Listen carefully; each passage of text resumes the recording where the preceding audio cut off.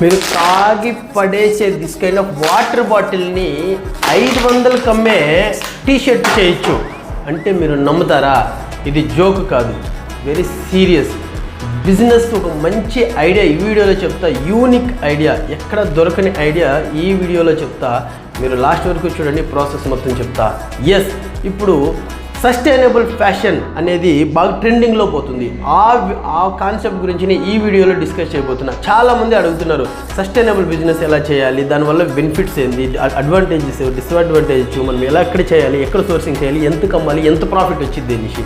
కానీ 100% దీంట్లో ప్రాఫిట్ అనేది ఖచ్చితంగా ఉంది. Plus unique business idea.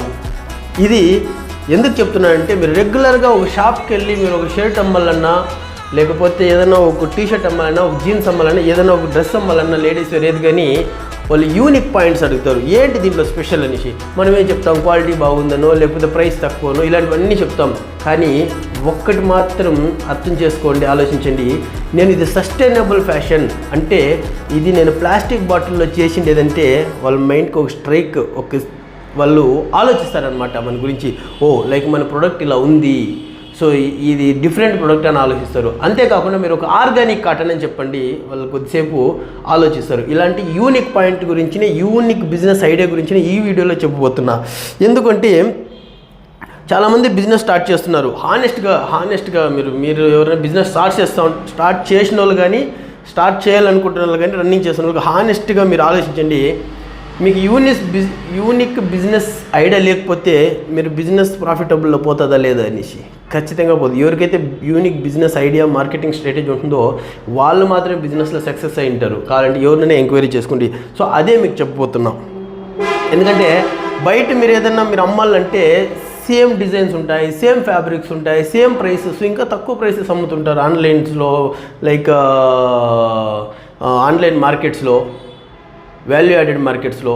So మనం ఏం నమ్మాలంటే, మనము ఐడియా నమ్మాలి, స్ట్రాటజీ నమ్మాలి, పర్పస్ నమ్మాలి. ఫ్యూచర్ అంతా ఎలా ఉంటుందంటే బిజినెస్ ఏ ప్రొడక్ట్ అని కాదు, ఏం పర్పస్ అనేది ఇంపార్టెంట్ ఫ్యూచర్లో. సో ఆ ఐడియాని ఈరోజు మీకు చెప్పబోతున్నా. అదే సస్టైనబుల్ ఫ్యాషన్, అదే మనం చేస్తున్నాం.